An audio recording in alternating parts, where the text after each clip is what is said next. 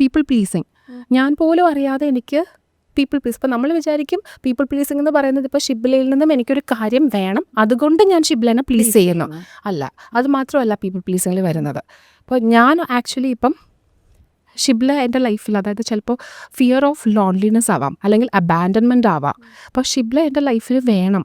ഷിബ്ല ഇപ്പോൾ എൻ്റെ അടുത്ത് വിളിക്കുവാണ്, ഭൂമി നമുക്ക് ഇന്നൊന്ന് പുറത്ത് പോവാം. പക്ഷേ ആക്ച്വലി ഞാൻ വളരെ ബിസിയാണ്. പക്ഷേ എന്നാലും എൻ്റെ വർക്കെല്ലാം ഇട്ടിട്ട് ഞാൻ ഷിബ്ലയുടെ കൂടെ വരും. കാരണം fear of losing you. So എൻ്റെ അബാൻഡൻമെൻറ്റിൻ്റെ ആ ഒരു ഇതുകൊണ്ടാണ് ഞാൻ അവിടെ പ്ലീസ് ചെയ്യാൻ ശ്രമിക്കുന്നുള്ളത്. ഷിബ്ലയിൽ നിന്ന് എനിക്കൊന്നും കിട്ടാൻ വേണ്ടിയിട്ടല്ല. അപ്പം എൻ്റെ പല ലാക്കും ഫിയറും എൻ്റെ പാറ്റേൺസും നികത്താൻ വേണ്ടിയിട്ടും നമ്മൾ പീപ്പിൾ പ്ലീസ് ചെയ്യും. അപ്പോൾ ഞാൻ എൻ്റെ ഒരു പീപ്പിൾ പ്ലീസിങ് മെൻറ്റാലിറ്റി സത്യം പറഞ്ഞു കഴിഞ്ഞാൽ എൻ്റെ ഒരു ഫ്രണ്ട് എന്നോട് വഴക്കിട്ടപ്പോഴാണ് ഞാൻ ഇങ്ങനെ എണ്ണിപ്പെറുക്കാൻ തുടങ്ങി.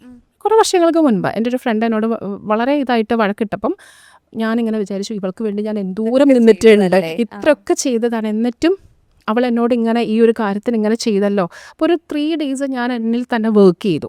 ഉള്ളിലേക്കുള്ള ഒബ്സർവേഷനും കാര്യങ്ങളും, എന്തുകൊണ്ടാണ് എനിക്കെന്താ ഫീൽ ചെയ്യുന്നതെന്നൊക്കെ ഞാനിങ്ങനെ നോക്കിയപ്പം ശരിക്കും പറഞ്ഞു കഴിഞ്ഞാൽ ഞാൻ വളരെ വലിയൊരു പീപ്പിൾ പ്ലീസർ ആയിരുന്നു ഞാൻ തിരിച്ചറിയാൻ തുടങ്ങി. അത് ഉള്ളിലേക്ക് നോക്കാൻ തുടങ്ങിയപ്പോഴാണ് തിരിച്ചറിയാൻ തുടങ്ങിയത്. അതായത് ഞാൻ അതൊക്കെ ചെയ്തുകൊണ്ടിരുന്നത് ശരിയാണ്, അവൾക്ക് വേണ്ടിയിട്ടാണ് ചെയ്തത്. പക്ഷെ അതിൻ്റെ ഇൻറ്റൻഷൻ എന്തായിരുന്നു? എൻ്റെ മെയിൻ ഇൻറ്റൻഷൻ എന്ന് പറഞ്ഞാൽ അവൾ എൻ്റെ ലൈഫിൽ വേണം, അല്ലെങ്കിൽ അങ്ങനത്തെ ഒരു നല്ലൊരു കൂട്ടുകാരി എനിക്ക് വേണം, ക്ലോസ് ആയിട്ടുള്ള ഒരാൾ വേണം. കാരണം അങ്ങനെ ഉണ്ടായിട്ടില്ല.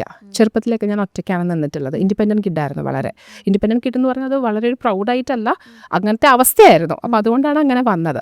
അപ്പോൾ ഞാൻ പേരൻസിൻ്റെ കൂടെ അല്ല വളർന്നത്. അപ്പോൾ ഇങ്ങനെയൊക്കെയുള്ള ഇൻസെക്യൂരിറ്റീസ് ഒക്കെ കാരണം പീപ്പിൾ പ്ലീസിങ് അറിയാതെ ഉണ്ട്.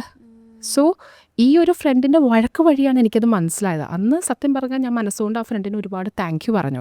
കാരണം because of her, even though it was a very big fight, because of her ഞാൻ തിരിച്ചറിഞ്ഞു എൻ്റെ ഉള്ളിലെ പീപ്പിൾ പ്ലീസിങ് എന്താണെന്ന്. ദെൻ നോക്കിയപ്പം my mother, she is a big time people pleaser. My grandmother another people pleaser. Then എൻ്റെ ഫാമിലിയിലെ maternal ലീനേജിൽ അമ്മയുടെ ഫാമിലിയിലെ ഓരോ ആൾക്കാരെ, ഓരോ സ്ത്രീകളെ എടുത്ത് നോക്കിയപ്പം everybody is A people pleaser. എൻ്റെ കസിൻസ് മുതൽ. അപ്പോൾ ഇപ്പോഴത്തെ ജനറേഷനിൽ വ്യത്യാസം ഉണ്ടാവാം, പക്ഷേ അതുവരെയും പീപ്പിൾ പ്ലീസിങ് ആണ്. ഇപ്പോൾ ഇപ്പോഴത്തെ ജനറേഷനിൽ നമുക്കറിയില്ല, അവർക്കും ഉണ്ടാവാം ഈ ഒരു people pleasing mentality, because it is running in my family. So somebody has to take that initiative to work on those pattern. ആ ഒരു പാറ്റേണിൽ ഒരാളെങ്കിലും തിരിച്ചറിഞ്ഞ് വർക്ക് ചെയ്യുമ്പോഴാണ്. അപ്പോൾ നമ്മൾ വിചാരിക്കും ഞാൻ വർക്ക് ചെയ്ത് എനിക്കല്ലേ മാറുള്ളൂ. ഇല്ല, ഫാമിലിയിൽ നിന്നും കിട്ടിയിട്ടുള്ള കാര്യങ്ങൾ ആരെങ്കിലും ഒരാളെങ്കിലും ഇനീഷ്യേറ്റീവ് എടുത്ത് അത് ബ്രേക്ക് ചെയ്യാൻ തുടങ്ങുമ്പോൾ അതിൻ്റെ വ്യത്യാസം നമ്മളെല്ലാവരിലേക്കും കാണാൻ പറ്റും.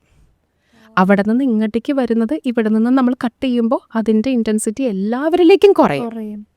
ഇനി കുറയാത്ത ആൾക്കാർ നമ്മുടെ ലൈഫിൽ നിന്ന് ഫോൾ അപ്പാർട്ടാവും. കാരണം നമ്മളായിട്ട് പിന്നെ റെസനേറ്റ് ചെയ്യത്തില്ല, പറ്റില്ല, ഫ്രീക്വൻസി മാച്ച് ആവില്ല.